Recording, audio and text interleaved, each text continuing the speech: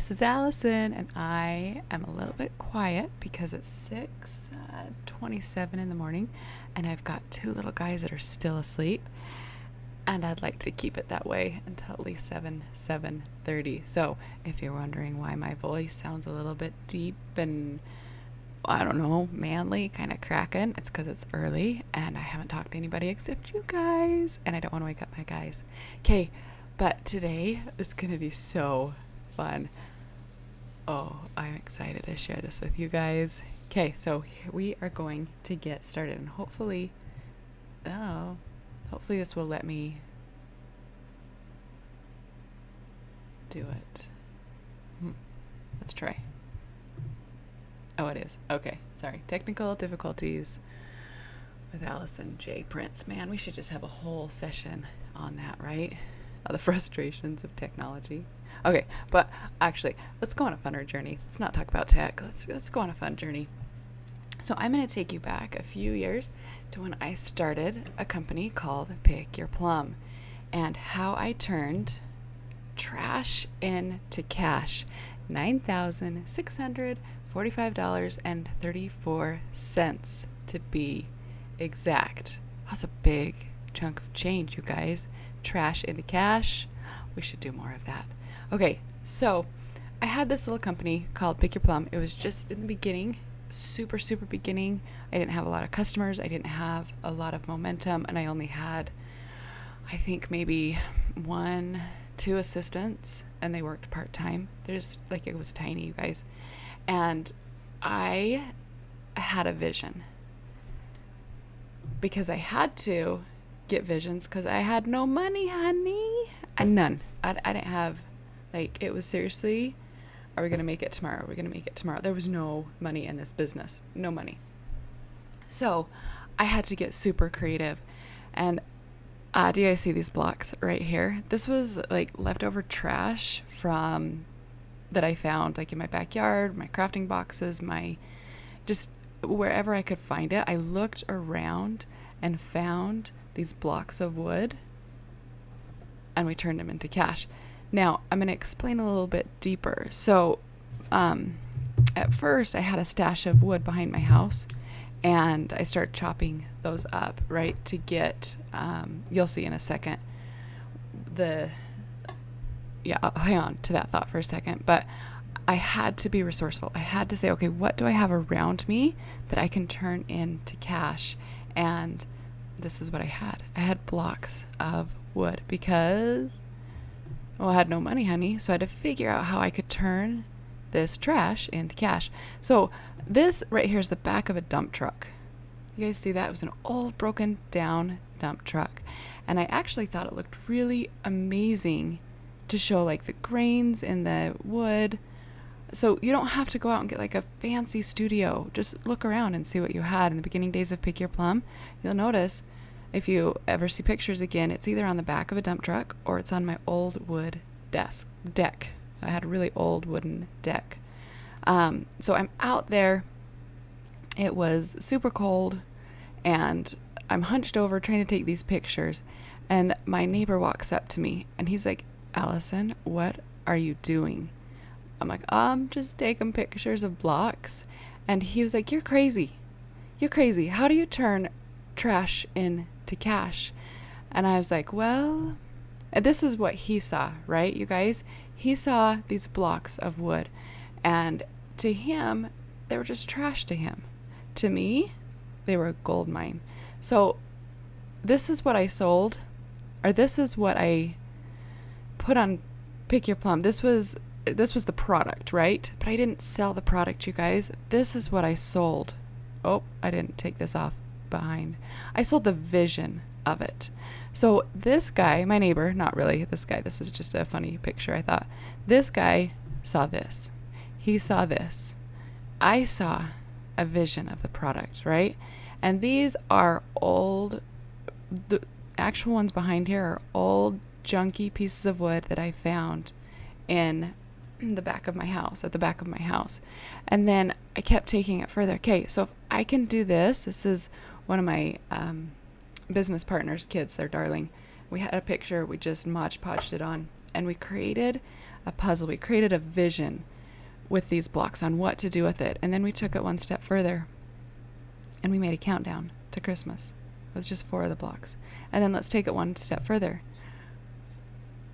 We made it a picture holder. And this is my cute little Kayla. She's the one that does the business, and she sold $100,000 in 9 months. That's a whole nother story for another day.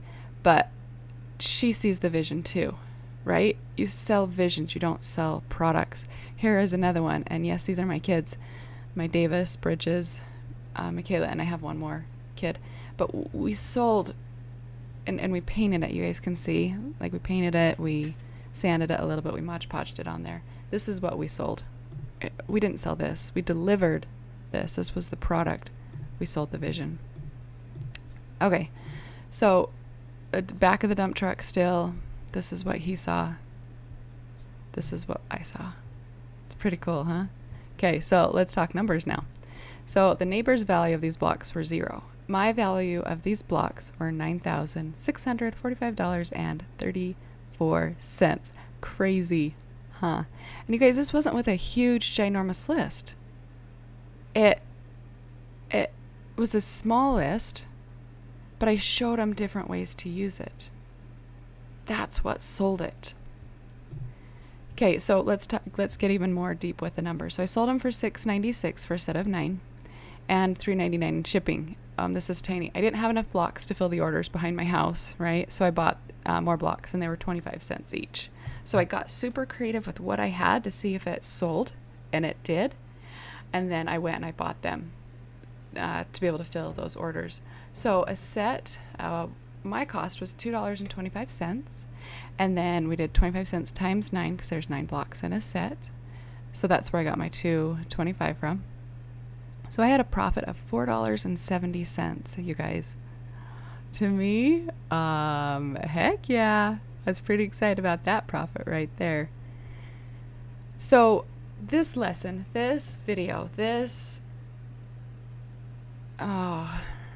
whole thing, this whole stuff about business is, how do you take your product into a vision? How do you sell the excitement of it? How do you sell the future of it instead of just wood blocks? Because wood blocks is kind of boring, right? That really is. Like, what in the world do you do with them? But when you allow yourself to be creative, when you allow others to be creative, when you can set that journey for them, oh, that's when the magic happens. So I want to show you a couple businesses that have actually done that, and I've watched them, and it's pretty impressive. Okay, some of you guys know Stance Socks. This guy, he was the one that did, what's it called? Skull Candy headphones. When, like, headphones were right in the beginning.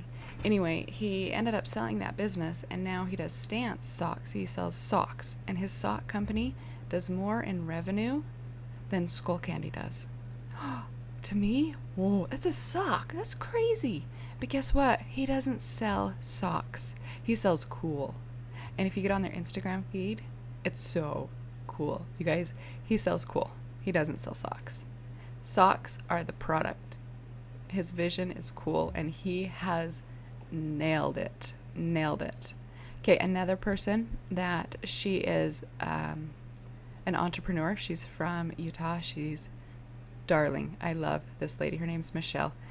And she has built this company, and here it is. It's called Rad Swim. This isn't her, but I mean, she's this gal. Her name, Michelle. I just said that. She is phenomenal, you guys. She's so fun. She sells confidence in bathing suits.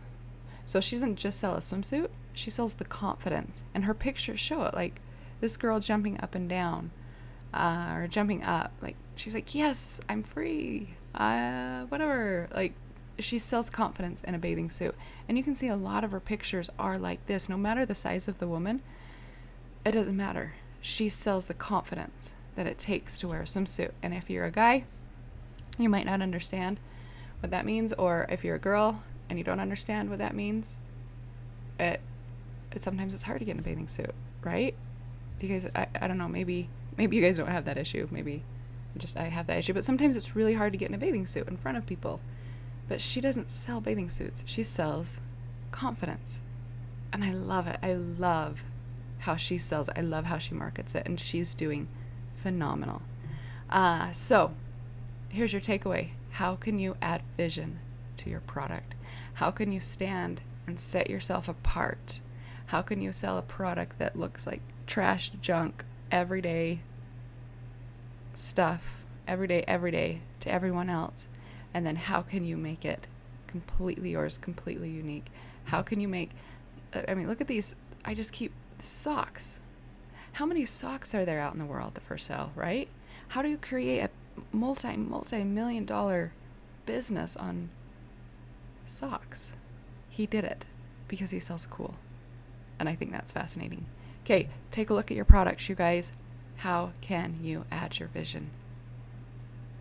Now do it. Okay, we'll talk to you guys later.